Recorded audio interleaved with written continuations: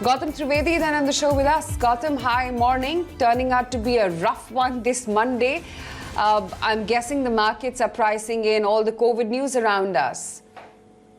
I think clearly the second wave, by all accounts, at this point seems to be worse than the first one. And I think we will see weakness in the market. But like I've said in the past, and you look at the scenario same time last year when COVID was completely an unknown enemy. And clearly, of course, we've seen what happened post that. The 12 months after that, we saw a record $135 billion of foreign flows. And I break that up. I break up that 135 into FPI, 23.5 billion. Foreign direct investment was 64.7, and then venture capital and private equity, which brought in another 47.5 billion. So all in all, I'm not saying start buying the market immediately today as a result of what's happened this morning, but I'm saying that foreign money will invariably come back into the market as it gets cheaper. And if you look at what's happening back in the United States, today, U.S. citizens, U.S. consumers have $2 trillion more in cash than they did pre-COVID. This is money in their bank accounts. And that money will find its way into global equity markets, into emerging markets, and obviously, as a result, India. So, yes, what we're seeing this morning is alarming, but that doesn't mean you panic and start to sell. I would hold on and actually look at buying more on dips.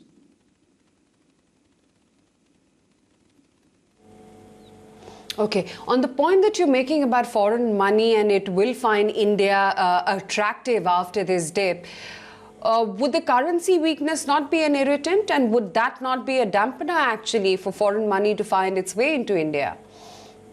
That's a very good point, Aisha, and I think the rupee having dropped to 75 and a little lower than that, it may just be a temporary phenomenon. Temporary, as in I'm not saying it's going to be over in a week. It may last for some more time. But historically, the rupee has depreciated 5 to 6% annually anyway. So the foreigners are very aware of that when they actually put money to work in India. So I don't think that's really a dampener.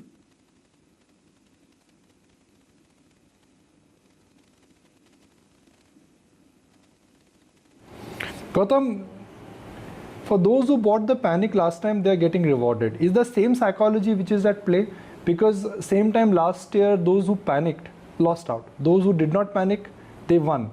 But we know that history may not repeat itself because the circumstances are different, the price levels are different, and the forward-looking macro is also very different. That's fair what you're saying, Nikunj. And I think I personally am of the opinion history will repeat itself for the following reasons. First, look at where interest rates globally are. And a lot of people are arguing that inflation's inching back up. But the US clearly, and the US Fed in particular, has clearly stated their goal of maintaining rates at the current levels for the next 18 months. Well, they said it about 6 months ago, so I'm assuming another 18 months. And if you look at from a global liquidity standpoint, the United States has had one of the largest monetary policy responses to COVID. So the Trump administration spent a whopping $3 trillion in a fiscal stimulus. The Biden administration has unleashed another $2 trillion. So that's $5 trillion into the economy in a span of about 13 months, which is massive. Plus, of course, as you're seeing, the United States is planning a $2.3 trillion infra spend. China's spending on infrastructure, as is India. I mean, even in our annual budget, the FM gave a number of 5.5 lakh crores, up 35% from last year. So I think a lot of, besides the liquidity flow, a lot of governments are looking at spending their way out of this recession. And as a result, I see a lot of money being physically available for investing in global equity markets, including India. So yes, I'm not saying the money is going to come back in 2 weeks or 3 weeks. Foreigners have been selling for the past few weeks. But my bet is that that money will reverse and come back, notwithstanding what's going on the ground and notwithstanding the currency.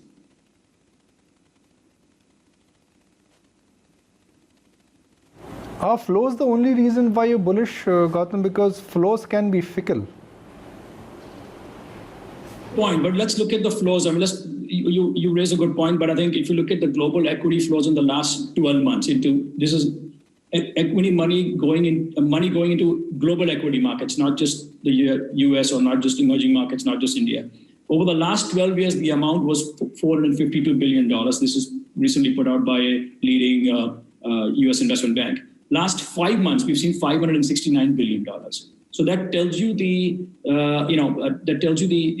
amount of money that's out there, and that obviously needs to find a home.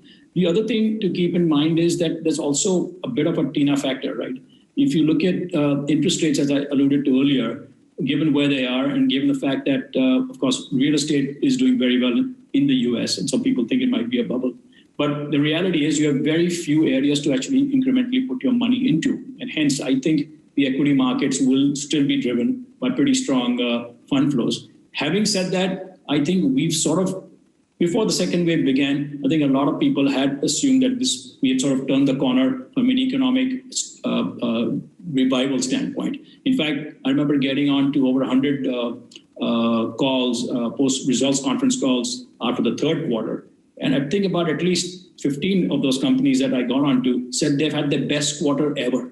So we're not just looking at year-on-year numbers, they're talking about the best quarter ever in their history, which is remarkable. So I think that cyclical recovery had started. I think it's going to be a little slowed down. The good news is, unlike last year, we actually have the vaccine. So hopefully, if the government moves fast enough and inoculates more people, maybe, again, it's dependent on the government response, which I'm sure they're working on as we speak. But if that gathers momentum, I am very confident that you'll see a recovery much faster than what the market's telling you today.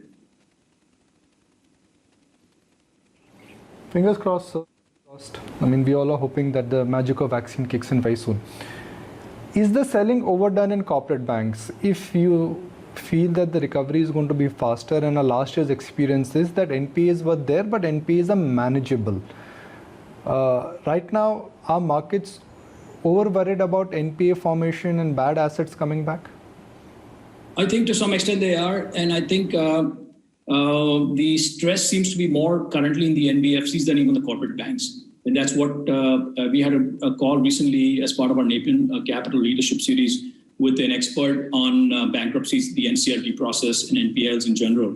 And what he said was interesting, that besides the regular sectors where we've seen stress over the last 5 to 7 years, tourism, real estate, metals have now been replaced, as in steel in particular, has now been replaced by NBFCs. So I think there's stress there. We had a position in one of the microfinance companies. We actually took a loss and just exited that position. And I think those are the areas that we're skeptical about. On the corporate banks, a preference would still remain with the privates.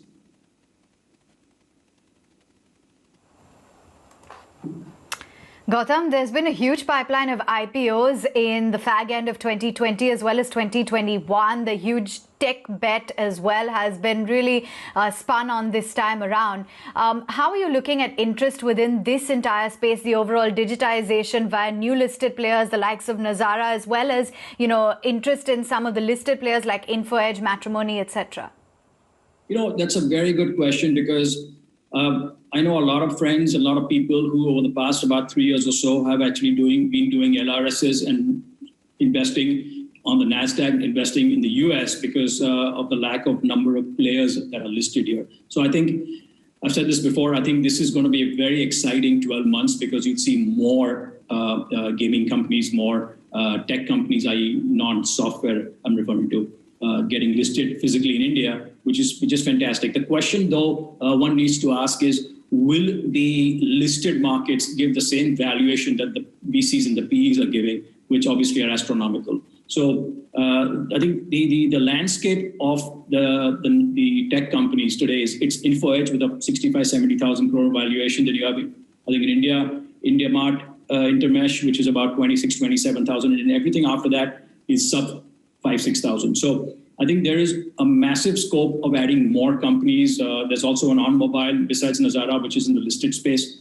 in terms of gaming. So I think the next 12 months are going to be very, very exciting. The question is, let's see how the market, as in the listed market, values these companies versus what the VCs and PEs have been valuing them at.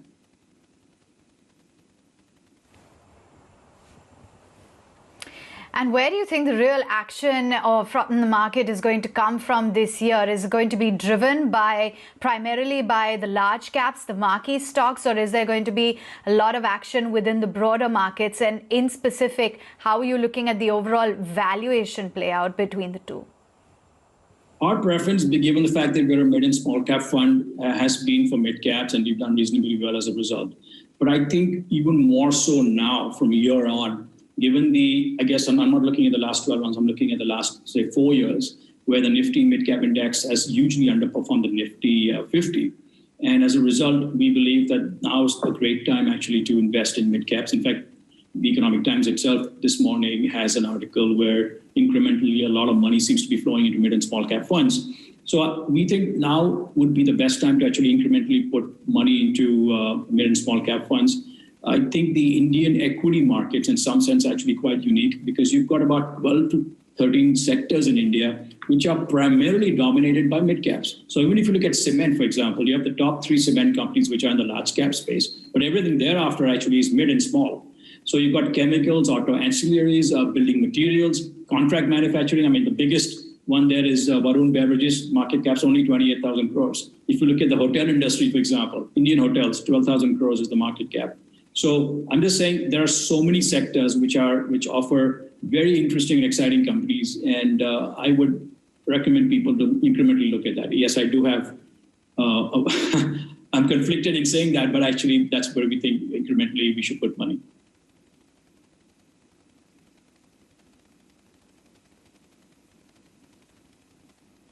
Surge in real estate, low interest rates. Some states give stamp duty exemptions. The state of Maharashtra and Karnataka have seen an uptick because affordability has also gone higher.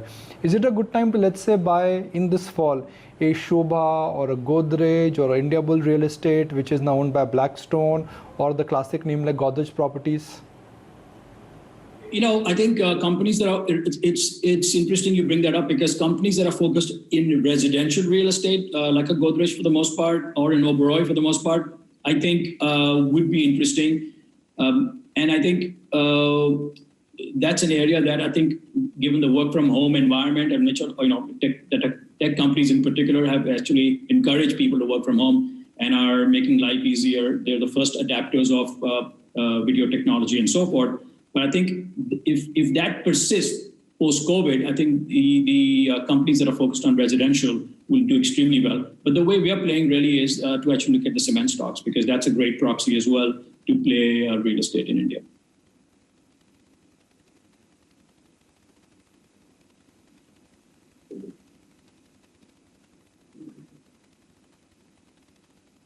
Which has done very well is actually Praj. And the reason why I'm asking this is because there is a bent towards increasing ethanol blending into fuel, which means ethanol makers, ethanol machinery suppliers, and ethanol blenders, they will increase. It's a small theme, Gautam, but it's become a powerful theme. EVA and this entire migration towards clean fuel. Now that's where typically small cap investors, small and mid cap investors currently are active, because these companies who are in these businesses are not large, and these businesses could be big in coming years. Is there anything from the EV space or the clean fuel space on your radar? You know, I'm glad you brought that up, because I was reading an interesting report by a leading investment bank over the weekend, wherein they're saying that copper is the new oil. And that just took me by surprise when I actually read that. It's interesting that what the report says, that it's a play on renewables and alternative energies like solar, wind, and geothermal. And what they're saying is copper apparently has the necessary physical properties to transform and transmit these forms of energy to the end consumer. So if you look at what's happened to copper over the last 12 months, copper price is up 80%. And this report, and I'll send you a copy later on, but the report says that demand for copper will rise by as much as 600% by the year 2030. So that could be an interesting way to play it. I can think of Hindustan Copper. I don't know if there are any other companies that are linked to the copper cycle, but you know, it'd definitely be worth exploring.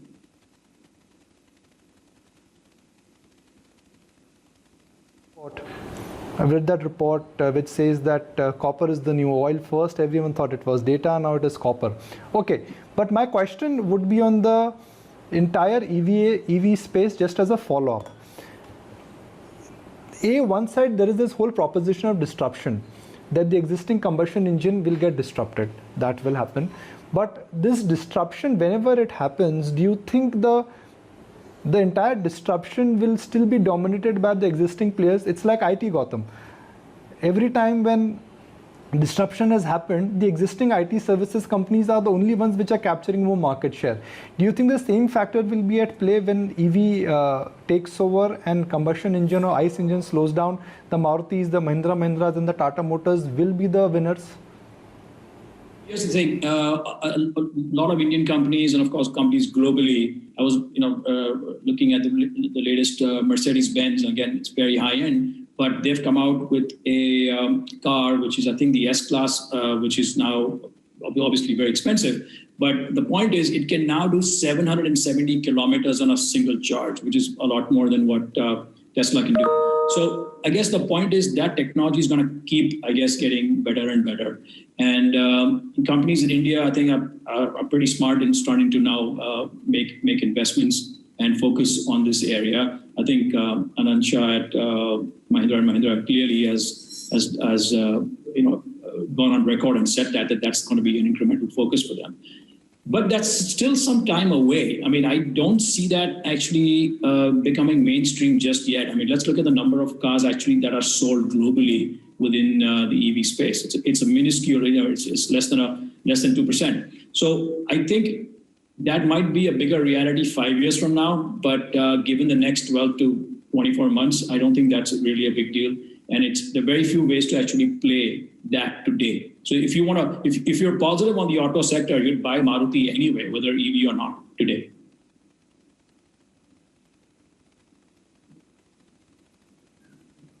Gautam, what's the outlook when it comes to earnings with all that we're facing right now with respect to the pandemic completely blowing up with this second wave or potential third? How do you see the overall earnings being impacted? Will you be reducing your earnings estimates? Yes, we would. I think, what was looking like a fantastic quarter has obviously gotten interrupted. We've had a pretty good fourth quarter based on what I've heard, based on channel checks, fourth quarter FY21, that is. And I think this quarter was looking good until, of course, the new outbreak, and it seems to be only getting worse by the day. So until the government, I mean, again, we have to see what the government, both the central and various state governments, how they respond.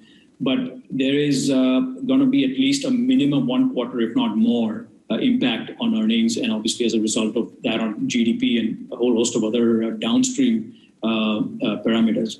So that is a concern, yes. And I think that's where I think the Indian market will offer an opportunity to actually buy on dips. So we still remain largely positive for the next 12 to 18 months.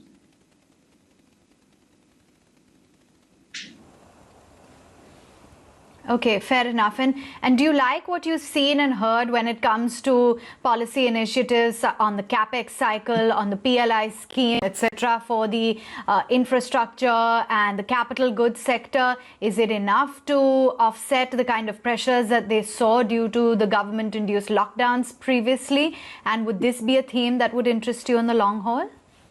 The answer is definitely yes. I think the government has clearly bent backwards to get the PLI scheme off the ground, and they've gone sector after sector and announced slew of initiatives.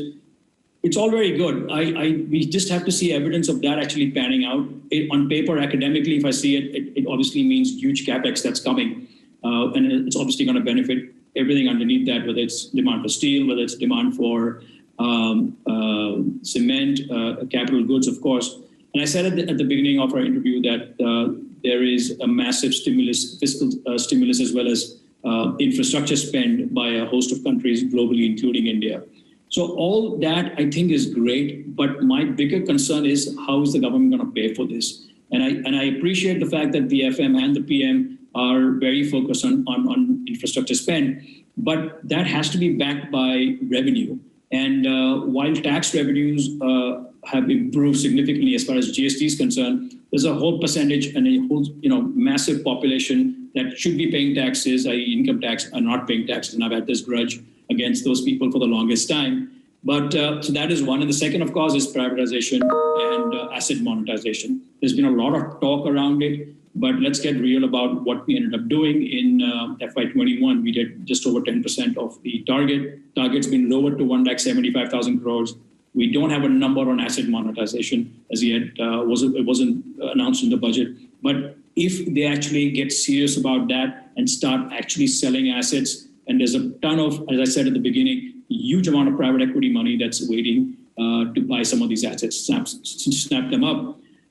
I think then the government has a pretty good shot at achieving some of these capex numbers as far as infrastructure is concerned. But they will have to start working overnight to sell down assets. And I think that's really going to be the key at how fast they move on that, because you only keep hearing about committees being formed and policy measures, and it's all good to hear that, but let's see some action now.